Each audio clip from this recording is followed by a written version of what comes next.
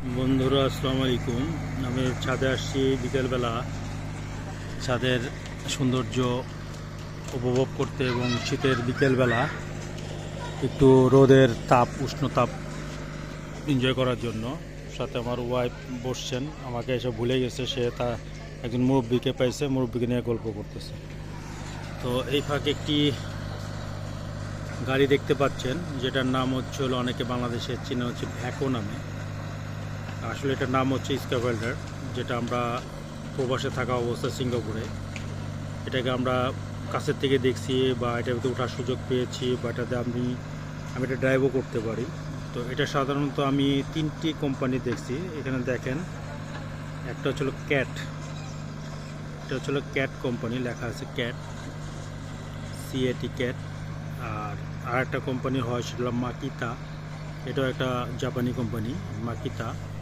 আর একটা কোম্পানি হয় সেটা হচ্ছিল হিটাচিটাও। তো হিটাচিটাও অনেক ভালো কোম্পানি। এটা হচ্ছিল ক্যাট কোম্পানি, পিছেও লেখা আছে ক্যাট। তো সাধারণত এই 3টি কোম্পানির আমি দেখছি, মাকিতা, হিটাচি এবং ক্যাট। এটা ড্রাইভ করা আসলে খুব ইজি। আমি উঠছিলাম যার কারণে বললাম আর কি। তো সিঙ্গাপুর জীবনে ছিলাম অনেক দিন। তো এটার সামনে দুটা মানে ইয়ের মতো থাকে আর কি, ওই যেটাতে অনেক গিয়ার চেঞ্জ করে বড় গাড়ির বাংলাদেশের গাড়িগুলো ওরকম দুটা থাকে। দুটাতে সামনের দিকে দিলে সামনের দিকে চলে, পিছের দিকে দুটো আনলে, যারা ড্রাইভ করতে পারে তারা বুঝবে আমার কথাটা। পিছের দিকে আনলে পিছের দিকে আসবে, এবং একটা যদি পিছের দিকে দেয় একটা যদি সামনের দিকে দেয় তাহলে ডান দিকে এটা বা ডান দিকে এটা মুভ করবে। আর বামেরটা যদি পিছের দিকে দেয়, ডানেরটা সামনের দিকে দেয় আস্তে আস্তে, তাহলে এটা বাম দিকে ব্রেক কাটবে আর কি। আর এটার যেইটা আছে সামনের দিকে হাতের মতো, মানুষের হাতের মতো, তো ওইটা ড্রাইভ করা একটু কঠিন। এটাই হলো মূল জিনিস। তো ওটা ড্রাইভ করতে গেলে আমার আঙুলে যেমন ব্রেনের মাধ্যমে 5টা আঙুল, তো ওটাও আর কি কীভাবে মাটির উপরে রাখতে হবে, কীভাবে মাটির উপরে প্রেশার ক্রিয়েট করতে হবে এটা হাইড্রোলিকের মাধ্যমে, এবং কতটুকু ডাবাইতে হবে, কত ডাবানোর পরে আবার জিনিসটা ফোল্ডিং করতে হবে। ফোল্ডিং করে সেটাকে আবার মানে হাতের মতো বাঁকা করে নিয়ে মাটিটা নিয়ে এসে আরেক জায়গায় মুভ করে ফেলতে হবে, মানে ঘুরে। এই সবগুলোই আর কি এই গাড়ির মাধ্যমে করতে। আমার ওয়াইফ আমাকে বলার পরে এখন সময় দিতে আসছে।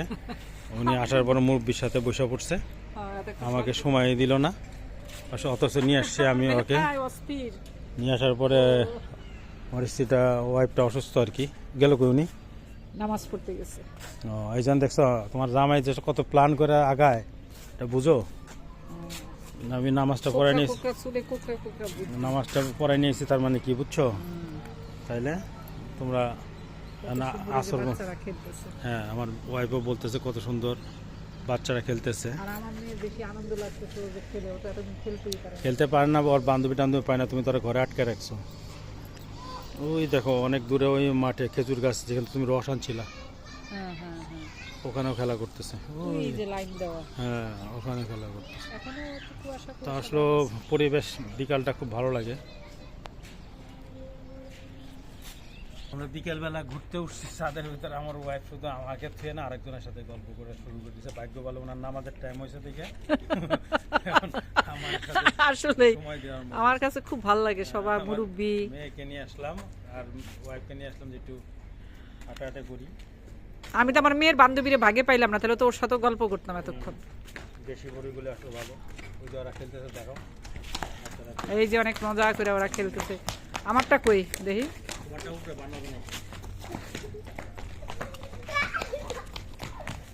না ঢাকা শহরের বাচ্চারা তো এরকম খেলাধুলার জায়গা পায় না।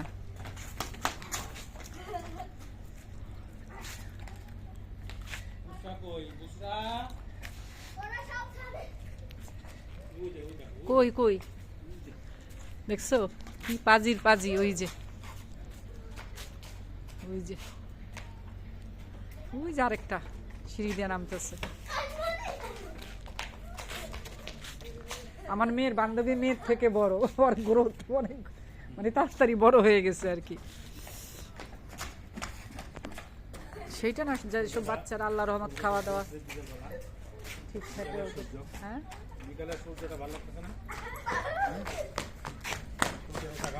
আমার মেয়ে সবসময় ঘরবন্দি ছিল, কিন্তু এখন বান্ধবীরে পাইয়া খুব গল্প।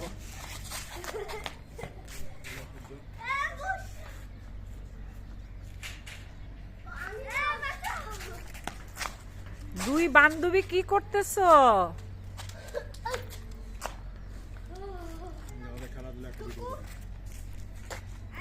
আর এখানে আবার ওরা কি মজা করতেছে। 5 মিনিট হয়ে গেছে, এত বড় ভিডিও দেখবে না তো। বন্ধুরা ভালো থাকবেন, পাশে থাকবেন, ছোটো ছোটো ভিডিও করি। আসসালামু আলাইকুম।